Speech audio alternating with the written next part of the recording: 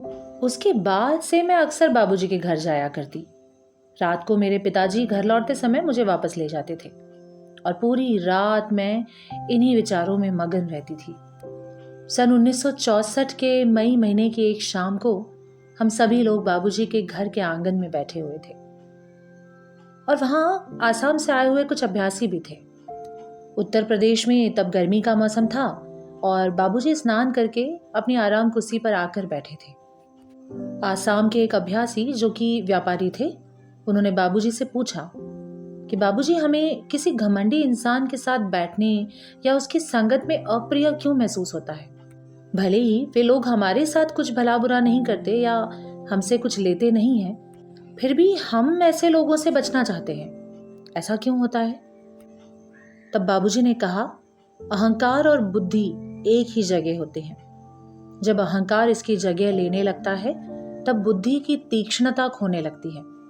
मन की तीव्रता व तीक्ष्णता खो जाती है और अहंकार उसकी जगह ले लेता है। और जब ऐसा आदमी बोलता है तो वह अहंकार से भरा हुआ और बेवकूफ़ों जैसा प्रतीत होता है। ऐसे इंसान के आसपास मौजूद लोग इस बात को साफ साफ देख सकते हैं, पर वह इंसान इससे बेखबर रहता है क्योंकि उसकी बुद्धि की तीव्रता और तीक्ष्णता कम हो चुकी होती है। इसी कारण यहीं से उस इंसान का पतन शुरू हो जाता है। लोग उसकी संगत को अब और पसंद नहीं करते। बाबूजी के शब्दों में अहंकार के होने से सोच भी स्थूल हो जाती है, जिसका मतलब है कि सोचने की शक्ति की तीक्ष्णता भी चली जाती है। इसी वजह से अहंकारी व्यक्ति का दूसरों पर कोई प्रभाव नहीं पड़ता। हालांकि यह बात भी बुरी लगती है क्योंकि वह इंसान अपनी स्थूल सोच के कारण तीव्रता से काम करना छोड़ देता है। मन की सूक्ष्मता के कारण बुद्धिमत्ता रहती है। जब स्थूलता मन में घर कर लेती है तब बुद्धि की तीव्रता घटने लगती है।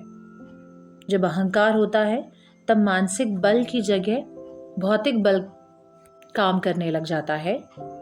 इसी कारण सोचने की तीव्रता कम होने लगती है। एक शाम जब हमेशा की तरह हम बाबूजी के आंगन में बैठे हुए थे, तब बाबूजी ने मुझे बुलाकर कहा कि वे मुझे एक शायरी सुनाएंगे, जिससे यह साफ हो जाएगा कि हम वास्तव में आध्यात्मिक तौर पर कितने मगन रह सकते हैं। और उन्होंने मुझसे ये पंक्तियां लिखवाईं। बेकमर खाना रफ्ताम हमा पकवाज दीदम, चो सुमाये रसीदम हमा सजदाये दगाई, चो वस जदह सर निहादम जेह जमी निदा बरामद, थो मारा खराब कर दी हमा सजदाये रिहाई। यानी जब मैं जुए के अड्डे पर गया तो सभी उस जुए में मगन थे। जब मैं मस्जिद गया तो लोग वहां खुद को धोखा दे रहे थे, वे सच्चे नहीं थे। जब मैंने झुककर प्रणाम किया तो जमीन से एक आवाज आई, धोखे के साथ बार बार प्रणाम करके तूने मुझे खराब कर दिया है। बाबूजी महाराज ने कहा कि जब लोग जुआ खेलते हैं वे उस खेल में पूरी तरह से मगन होते हैं, मगर जब वे मंदिर मस्जिद जाते हैं या ध्यान करते हैं तब वे केवल ईश्वर को धोखा दे रहे होते हैं। हकीकत में उनका मन ध्यान, पूजा और ईश्वर की ओर होता ही नहीं। जब लोग हमारे पास आते हैं तब उनमें से केवल कुछ ही असलियत में मग्न होते हैं, जबकि बहुत से केवल धोखा देकर चले जाते हैं। तो लोगों को कम से कम इस तरह ईश्वर में मग्न होना चाहिए जैसे कि वे जुआ खेलते समय रहते हैं। बाबूजी को शेरो शायरी में बड़ी दिलचस्पी थी। उन्होंने उर्दू और फारसी का अच्छा ज्ञान था। वे गालिब की बहुत प्रशंसा किया करते थे और अक्सर उनके शेर सुनाया करते थे। एक बार जब किसी ने बाबूजी के चरण स्पर्श किए तब उन्होंने कहा कि ईश्वर की शरण में आने के बाद हमारा पूरा ध्यान और दिलचस्पी सिर्फ उसी में होनी चाहिए। ऐसा करने में कोई कपट नहीं होना चाहिए, वरना ऐसा करके हम भगवान की भी अहमियत कम कर रहे हैं। इसी तरह से वे लोगों को सिखाया करते थे।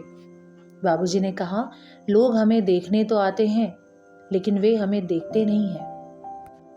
मैंने बाबूजी से पूछा था कि उन्हें गालिब इतने क्यों पसंद थे। तब उनका कहना था कि गालिब के ख्याल आध्यात्मिक थे। मैंने पूछा, क्या गालिब आध्यात्मिक थे?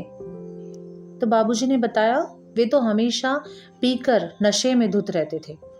उस हालत में वे किसी बगीचे या जंगल के कोने में बैठे रहते और उनके चेले उनका पीछा किया करते और उनसे अपने ख्याल बयान करने को कहते। जब गालिब बोलते तो उनके ख्याल आध्यात्मिक आयाम को छू लेते थे। ऐसा होने पर जो ख्याल आता है वो असली होता है, और ऐसा तभी होता है जब एक इंसान पूरे तौर पर मग्न, समर्पित और एकाग्र चित्त हो, फिर चाहे वह आध्यात्मिक हो या ना हो। गालिब की शेरो शायरियाँ ईश्वर से जुड़ी होती थीं और आध्यात्मिक थीं, और इसी वजह से बाबूजी उन्हें पसंद करते थे।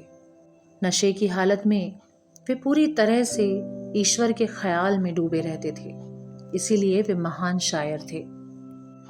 बाबूजी ने अचानक से कहा, क्या तुम जानती हो लोगों को ईश्वर क्यों नहीं मिलता? मैंने पूछा, बाबूजी इसका क्या कारण है? उन्होंने कहा, ऐसा इसीलिए है क्योंकि लोगों को शांति चाहिए, भगवान नहीं। वे शांति पाने में अपनी शक्ति लगाते हैं, ईश्वर को पाने में नहीं। इसीलिए उन्हें शांति प्राप्त होती है, लेकिन ईश्वर नहीं। फिर बाबूजी यह कहते हुए रुक गए कि वे इस विषय पर किसी और दिन चर्चा करेंगे।